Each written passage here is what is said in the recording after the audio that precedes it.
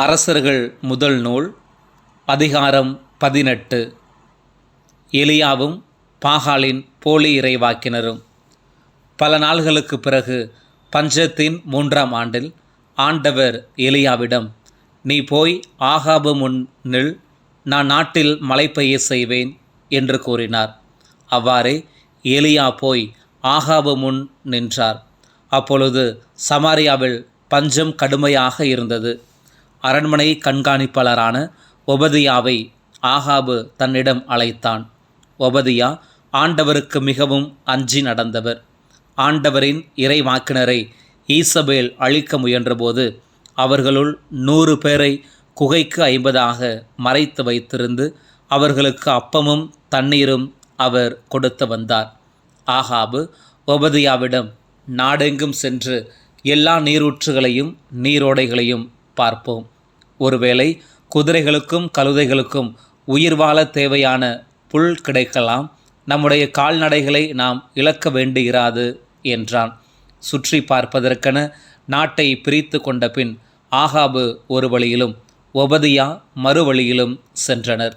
போகும் வழியில் ஒபதியா திடீரென எலியாவை சந்தித்தார். அவர் அவரை அடையாளம் கண்டுகொண்டு தாழ்ந்து வணங்கி, நீர் என் தலைவர் எலியாதாமோ என்றார். அவர், ஆம், நான் தான்.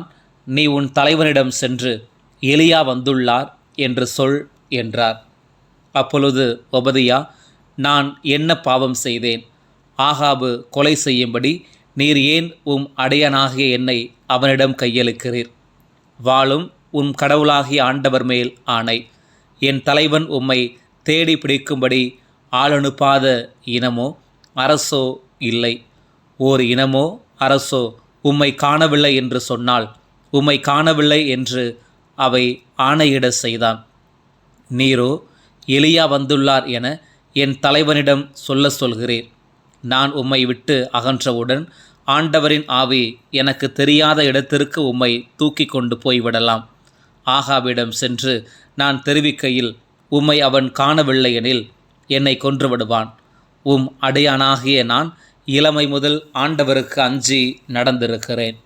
ஆண்டவரின் இறைவாக்கினரை ஈசபேல் அழிக்க முயன்றபோது அவர்களில் 100 பேரை குகைக்கு 50 மறைத்து வைத்து அவர்களுக்கு அப்பமும் தண்ணீரும் நான் கொடுத்து வந்தது பற்றி நீர் கேள்விப்படவில்லையா?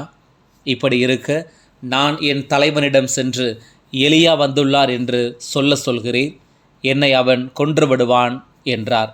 அப்பொழுது எலியா, நான் பணிவிடை புரியும் படைகளின் ஆண்டவர் மேல் ஆணை, இன்று நான் போய் அவன் முன் நிற்பேன் என்றார். ஒபதியா புறப்பட்டு போய் ஆகாபை சந்தித்து இதை தெரிவித்தார். உடனே ஆகாபு எலியாவை சந்திக்க சென்றான். ஆகாபு எலியாவை கண்டதும், இஸ்ரேலரிடையே கலகமூட்டுகிறவன் நீதானே என்றான். அதற்கு எலியா, இஸ்ரேலரிடையே கலகமூட்டுகிறவன் நான் அல்லன், நீரும் உன் தந்தை வீட்டாருமே கலகமூட்டுகிறவர்கள்.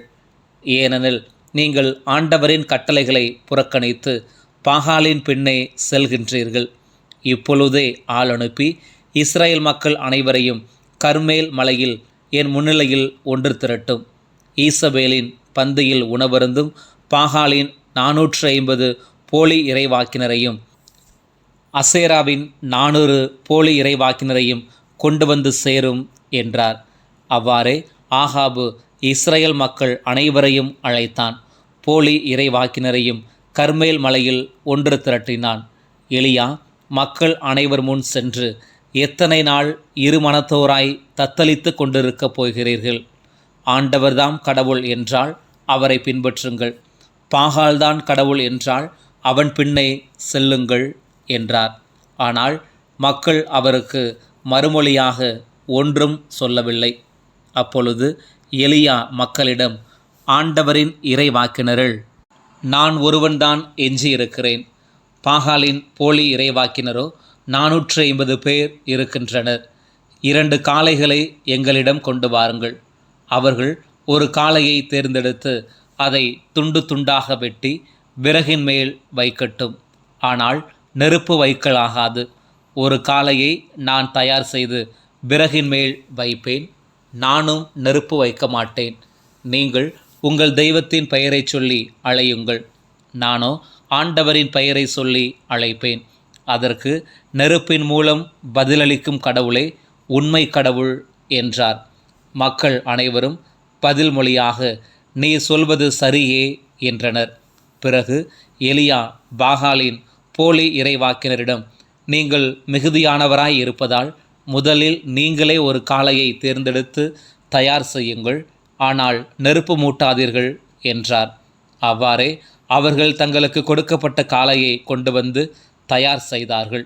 பின்னர் காலை முதல் நண்பகல் வரை பாகாலின் பெயரை கூப்பிட்டு, பாகாலே பதில் தாரும் என்று கத்தினார்கள். ஆனால் எக்குரலும் கேட்கவில்லை, எப்பதிலும் வரவில்லை. எனவே அவர்கள் தாங்கள் கட்டிய பலிபீடத்தை சுற்றி நடனம் ஆடினார்கள். நண்பகல் வேளையில் எலியா அவர்களை கேலி செய்து, இன்னும் உரத்த குரலில் கத்துங்கள், அவர் ஒரு தெய்வம் அல்லரா?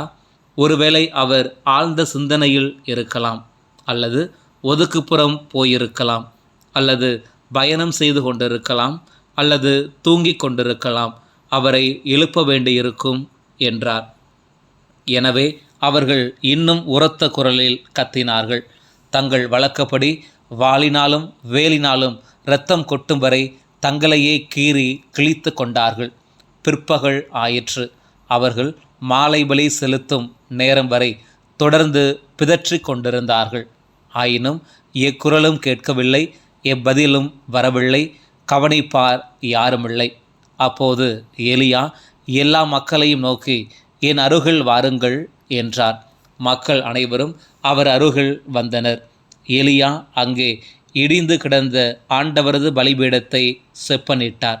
உன் பெயர் இஸ்ரவேல் என்று ஆண்டவர் யாக்கோப்புக்கு உரைத்ததன் பொருட்டு அவர் வழிவந்த குலங்களின் எண்ணிக்கைப்படி எலியா 12 கற்களை எடுத்தார்.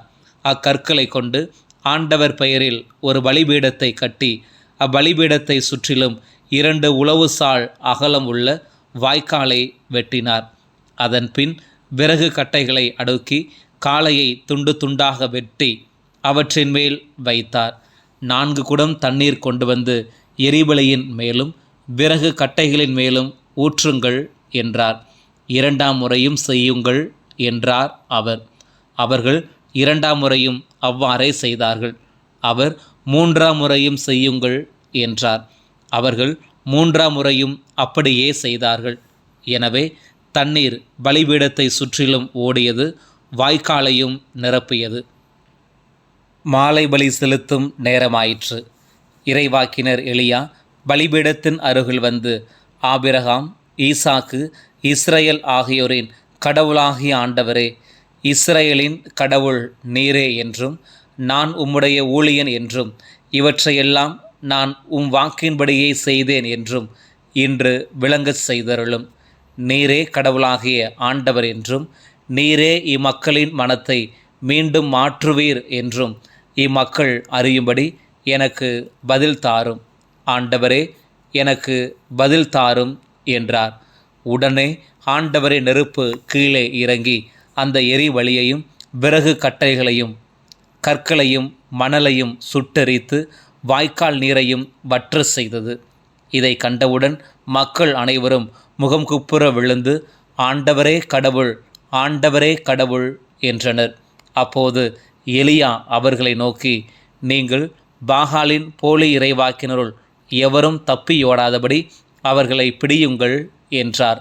மக்கள் அவர்களை பிடித்து கொடுக்க எலியா அவர்களை கீசோன் ஓடைக்கு கொண்டு போய் அங்கே அவர்களை கொன்றார். பஞ்சம் தீர்ந்து போதல். பின்பு எலியா ஆகாபை நோக்கி, நீர் போய் உணவும் பானமும் அருந்துவீர், ஏனெனில் பெருமழையின் ஓசை கேட்கிறது என்றார். ஆகாபு உணவும் பானமும் அருந்த சென்றவுடன் எலியா கர்மேல் மலையின் உச்சிக்கு ஏறி சென்று அங்கே தரையில் மண்டையிட்டு தம் முழங்கால்களுக்கு இடையே முகத்தை புதைத்து கொண்டார். பின்பு அவர் தம் பணியாளனை நோக்கி, நீ போய் கடல் பக்கமாய் பார் என்றார். அவன் போய் பார்த்து ஒன்றும் இல்லை என்றான். எலியா அவனை நோக்கி, 7 முறை மீண்டும் சென்று பார் என்றார். 7ஆம் முறை அவன் சென்று பார்த்து, இதோ மனித உள்ளங்கையளவு சிறிய மேகம் ஒன்று கடலிலிருந்து எழும்பி மேலே வருகிறது என்றான். அப்போது எலியா அவனை நோக்கி, நீ போய் ஆகாபிடம் மழையில் அகப்பட்டு கொள்ளாதபடி தேரை பூட்டி போய்விடும்படி சொல் என்றார். இதற்கிடையில் வானம் இருண்டது, கார்மேகம் சூழ்ந்தது, காற்று அடித்தது, பெரும் மழை பெய்தது. ஆகாபு தேரில் ஏறி இஸ்ரேலுக்கு சென்றான். அந்நேரத்தில் ஆண்டவரின் ஆற்றல் எலியாவின் மேல் வந்திறங்க, அவர் தம் இடையை வரிந்து கட்டிக்கொண்டு இஸ்ரேல் வரை ஆகாபை முந்திக்கொண்டு ஓடினார். அரசர்கள் முதல் நூல் அதிகாரம் 19. சீனாய் மலையில் எலியா. எலியா செய்த அனைத்தையும், போலி இறைவாக்கினர் அனைவரையும் அவர் வாளினால் கொன்றதையும் ஆகாபு ஈசபேலுக்கு தெரிவித்தான். எனவே ஈசபேல் எலியாவிடம் தூது அனுப்பி, நீ அவர்களது உயிரை பறித்தது போல் நானும் நாளை இந்நேரத்திற்குள் உன் உயிரை பறிக்காவிடில் தெய்வங்கள் எனக்கு தண்டனை கொடுக்கட்டும் என்று சொல்ல சொன்னாள். ஆகவே அவர் அச்சமுற்று தம் உயிரை காத்து கொள்ளுமாறு தப்பி ஓடினார். யூதாவிலிருந்த பெயர்சபாவை அடைந்ததும் அங்கே தம் பணியாளரை விட்டுவிட்டு அவர் பாலை நிலத்தில் ஒரு நாள் முழுவதும் பயணம் செய்தார். அங்கே ஒரு சூறை செடியின் அடியில் அமர்ந்து கொண்டு தாம் சாக வேண்டும் என கூறி, ஆண்டவரே, நான் வாழ்ந்தது போதும், என் உயிரை எடுத்துக்கொள்ளும், நான் என் மூதாதையரை விட நல்லவன் அல்லன் என்று மன்றாடினார். பின்னர் அச்சூறை செடியின் அடியில் அவர் படுத்துறங்கினார். அப்போது வானதூதர் ஒருவர் அவரை தட்டி எழுப்பி, எழுந்து சாப்பிடு என்றார். அவர் கண் விழித்து பார்க்கையில், இதோ தணலில் சுட்ட ஓர் அப்பமும் ஒரு குவளையில் தண்ணீரும் தம் தலைமாட்டில் இருக்க கண்டார்.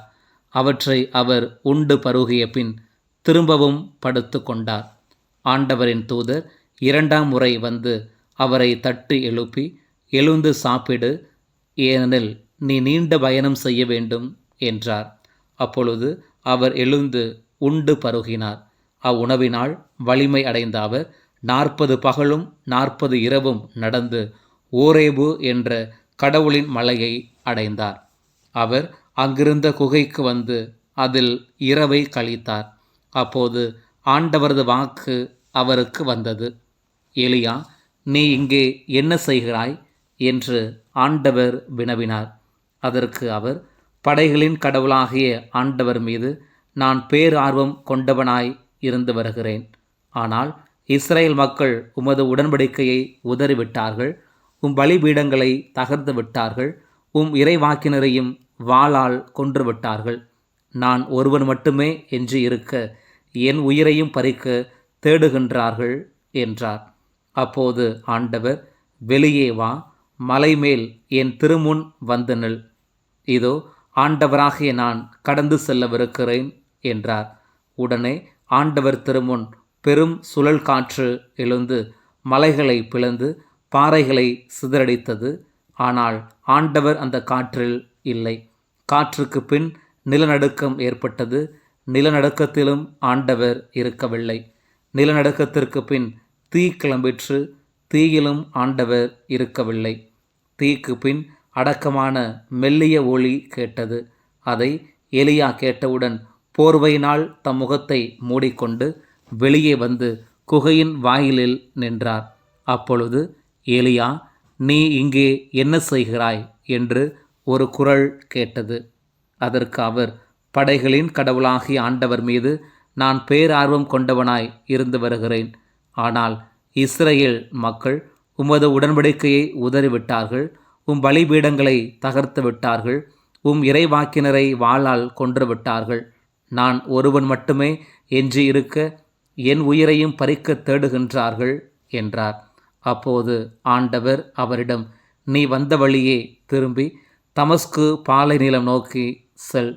அவ்விடத்தை அடைந்தவுடன் அசாயேலை சிரியாவுக்கு மன்னனாக திருப்பொழிவு செய். நிம்சியின் மகன் ஏகுவை இஸ்ரேலுக்கு அரசனாக திருப்பொழிவு செய்.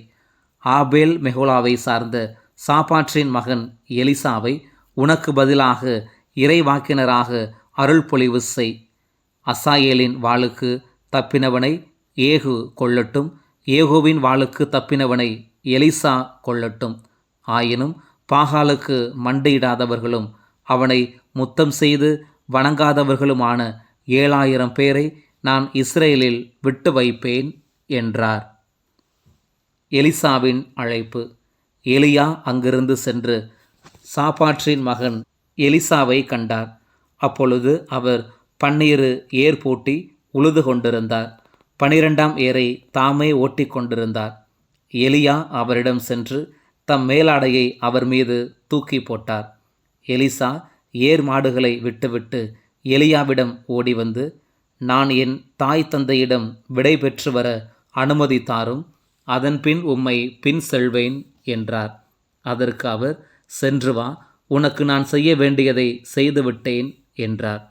எலிசா எலியாவை விட்டு திரும்பி வந்து ஏர் மாடுகளை பிடித்து அடைத்து தாம் உழுத கலப்பைக்கு நெருப்பு மூட்டி அம்மாட்டு இறைச்சியை சமைத்து மக்களுக்கு பரிமாற அவர்களும் அதை உண்டார்கள். பின்பு அவர் புறப்பட்டு போய் எலியாவை பின்பற்றி அவருக்கு பணிவிடை செய்யலானார். அரசர்கள் முதல் நூல் அதிகாரம் 20. சிரியாவுடன் போர். சிரியாவின் மன்னன் பெனதாது தன் படை முழுவதையும் திரட்டிக்கொண்டு 32 மன்னர்களோடு சேர்ந்து குதிரைகளோடும் தேர்களோடும் சமாரியாவை முற்றுகையிட்டு தாக்கினான். அப்போது நகருக்குள் இருந்த இஸ்ரேலின் அரசனான ஆகாபிடம் அவன் தூதனுப்பி, உன் வெள்ளியும் பொன்னும் என்னுடையவை, உன் மனைவியரிலும் மைந்தரிலும் சிறந்தவர் என் உடைமையாவர், பெனதாது கூறுவது இதுவே என்று சொல்லச் சொன்னான். இஸ்ரேலின் அரசன், மன்னரே, என் தலைவரே, உமது வார்த்தையின்படி அடியேனும் என் உடைமைகள் யாவும் உம்முடையவையே என்று பதிலளித்தான். அத்தூதர்கள் மீண்டும் வந்து, பெனதாது கூறுவது இதுவே, உன் வெள்ளியையும் பொன்னையும் உன் மனைவியரையும் மைந்தரையும் என்னிடம் ஒப்படைத்துவிடு என்று நான் முன்பே உனக்கு சொல்லி அனுப்பினேன். ஆனால் நாளை இந்நேரம் என் அலுவலரை உன்னிடம் அனுப்புவேன். அவர்கள் உன் அரண்மனையையும் உன் அதிகாரிகளின் மாளிகைகளையும் சோதித்து உன் பார்வையில் விலை மதிப்புள்ள அனைத்தையும் கைப்பற்றி எடுத்து செல்வார்கள் என்று சொன்னார்கள்.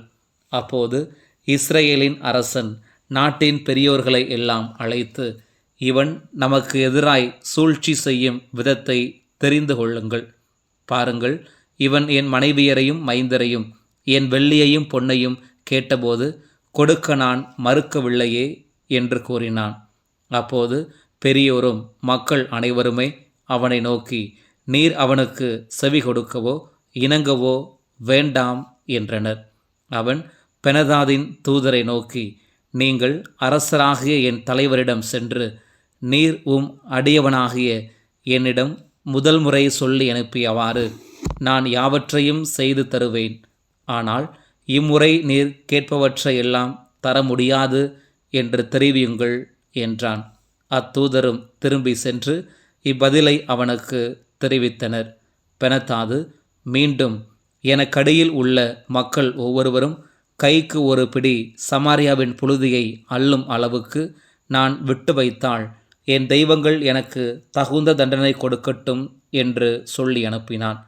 அதற்கு இஸ்ரேலின் அரசன் மறுமொழியாக, போர்க்கவசம் அணிந்தவுடன் போரில் வென்றவன் போல் பிதற்றக்கூடாது என்று அவனிடம் சொல் என்று பதிலளித்தான். மறுமொழி வந்து சேர்ந்த நேரத்தில் பெனதாது மற்ற மன்னர்களோடு மது அருந்தி கொண்டிருந்தான். அதை கேட்டு அவன் தம் அலுவலரை நோக்கி, போரிட தயாராகுங்கள் என்றான். அவர்களும் நகருக்கு எதிராக போரிட தயாரானார்கள். அப்பொழுது ஓர் இறைவாக்கினர் இஸ்ரேலின் அரசன் ஆகாபை அணுகி, ஆண்டவர் இவ்வாறு கூறுகின்றார், இந்த பெரும் படை முழுவதையும் பார்த்தாயா? நானே உன் ஆண்டவர் என்று நீ உணரும்படி இதோ இன்று அதை உன் கையில் ஒப்படைக்கிறேன் என்றார். ஆகாபு அவரை பார்த்து, யார் மூலம் இது நடைபெறும் என்று வினவ, அவர், ஆண்டவர் இவ்வாறு கூறுகிறார், மாநில தலைவர்களின் இளம் வீரர்கள் மூலம் இது நடைபெறும் என்றார். மறுபடியும் ஆகாபு, போரை யார் தொடங்க வேண்டும் என்று கேட்க, அவர் நீர்தாம் என்றார். மாநில தலைவர்களின் இளம் வீரர்களை கூட்டி சேர்க்க அவர்கள் 232 பேர் இருந்தார்கள். பின்பு இஸ்ரேல் மக்கள் அனைவரையும் கூட்டி சேர்க்க அவர்கள் 7000 பேர் இருந்தார்கள். இவர்கள் நண்பகல் வேளையில் வெளியே புறப்பட்டார்கள். பெனத்தாதும் அவனுக்கு துணையாக வந்த ஏனைய 32 மன்னரும் பாசறையில் குடிவெறியில் இருந்தனர். மாநில தலைவர்களின் இளம் வீரர்கள் முதலில் வெளியே வந்தார்கள். அவர்கள் யாரென்று பார்த்து வர பெனத்தாது ஆள்களை அனுப்ப, அவர்கள் சமாரியாவிலிருந்து வந்தவர்கள் என்று அவனுக்கு அவர்கள் அறிவித்தார்கள். அப்போது மன்னன், அவர்கள் சமாதான நோக்கில் வந்திருந்தாலும் போரிடும் நோக்கில் வந்திருந்தாலும் அவர்களை உயிரோடு பிடியுங்கள் என்றான். மாநில தலைவர்களின் இளம் வீரர்களும் அவர்கள் பின்வந்த படையினரும் நகரை விட்டு வெளியே வந்து ஒவ்வொருவரும் தங்களுக்கு எதிர்பட்டவர்களை வெட்டி வீழ்த்தினர். சிரியர் புறமுதுகு காட்டி ஓட இஸ்ரேலர் அவர்களை துரத்தி சென்றனர்.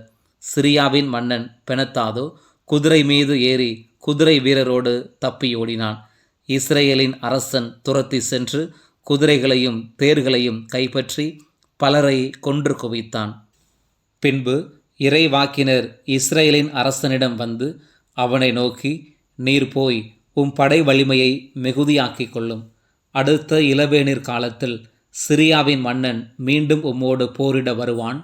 அதற்குள் நீர் செய்ய வேண்டியதை பற்றி சிந்தித்து பாரும் என்றார். சிரியாவின் 2ஆம் படையெடுப்பு.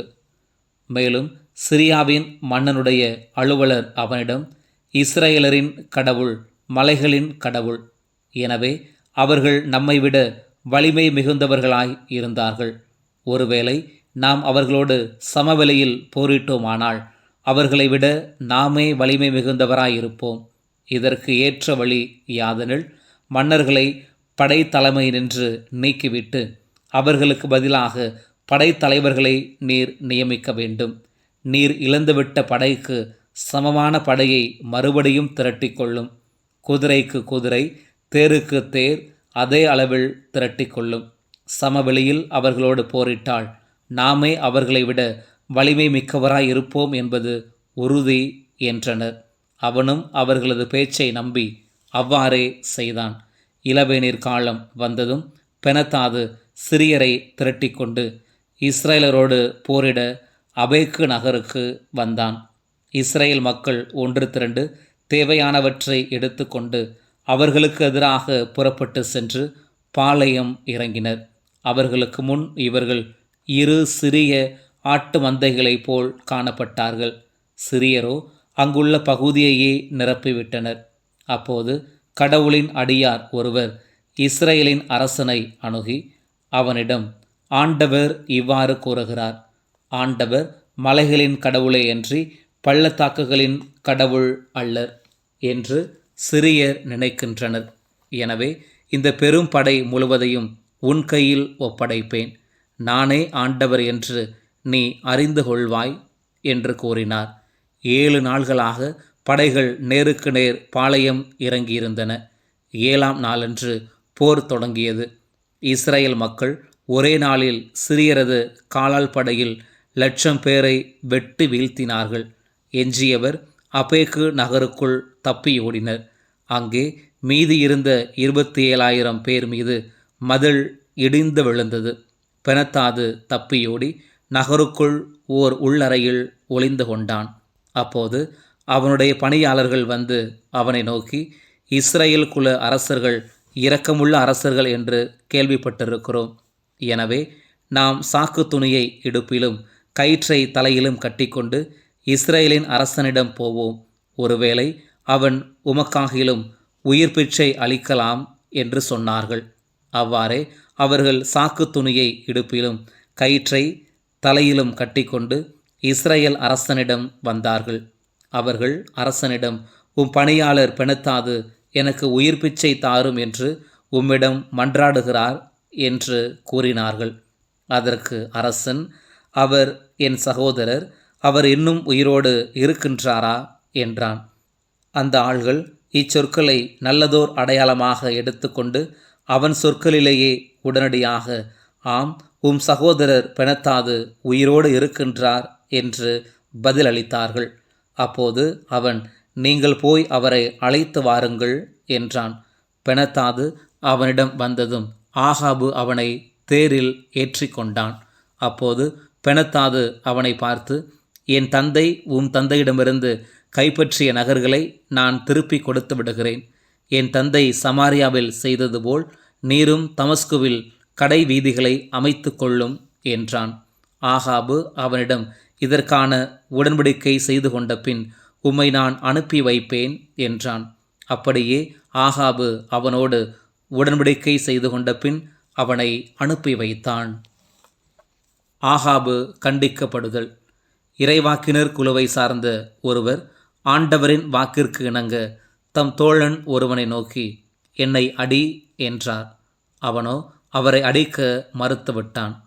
அவர் அவனை பார்த்து, நீ ஆண்டவரின் கட்டளைக்கு கீழ்ப்படியாமல் போனதால் நீ என்னை விட்டு அகன்றவுடன் ஒரு சிங்கம் உன்னை அடித்து கொள்ளும் என்றார். அவ்வாறே அவன் அவரை விட்டு செல்கையில் ஒரு சிங்கம் அவனை கண்டு அடித்து கொன்றது. அதன் பிறகு அவர் வேறு ஒருவனை நோக்கி, என்னை அடி என்றார். அம்மனிதனோ அவரை காயமுற அடித்தான். அவ்விறைவாக்கினர் அங்கிருந்து சென்று தம் கண்ணை கட்டிக்கொண்டு மாறுவேடத்தில் அரசனுக்காக வழியில் காத்திருந்தார். அவ்வழியே அரசன் வந்தபோது அவர் அரசனை அழைத்து, உம் அடியான் போர்க்களத்தினுள் நுழைந்தபோது ஒருவன் என்னிடம் ஓர் ஆளை கொண்டு வந்து, இம்மனிதனை காவல் செய். இவன் தப்பி ஓடினால் இவன் உயிருக்கு ஈடாக உன் உயிரையோ 40 கிலோகிராம் நிறையுள்ள வெள்ளியையோ கொடுக்க வேண்டும் என்றான். உம் அடியான் இங்குமங்கும் வேலையாய் இருந்தபோது அவனை காணவில்லை என்றார். இஸ்ரேலின் அரசன் அவனை பார்த்து, உனக்குரிய தீர்ப்பை நீயே உனக்கு அளித்து விட்டாய் என்றான். உடனே அவர் தமது கண்கட்டை அவிழ்த்து கொள்ள இஸ்ரேலின் அரசன் அவர் இறைவாக்கினருள் ஒருவர் என்று அறிந்து கொண்டான். அப்போது இறைவாக்கினர் அரசனை நோக்கி, ஆண்டவர் இவ்வாறு கூறுகிறார், சாவுக்கு குறிக்கப்பட்டவனை நீ உன் கையிலிருந்து தப்பி போகும்படி செய்ததால் அவன் உயிருக்கு பதிலாக உன் உயிரையும் அவன் மக்களுக்கு ஈடாக உன் மக்களையும் எடுத்துக்கொள்வேன் என்றார். இஸ்ரேலின் அரசனோ ஆத்திரமும் கோபமும் கொண்டவனாய் அரண்மனையை நோக்கி புறப்பட்டு சமாரியாவுக்கு சென்றான்.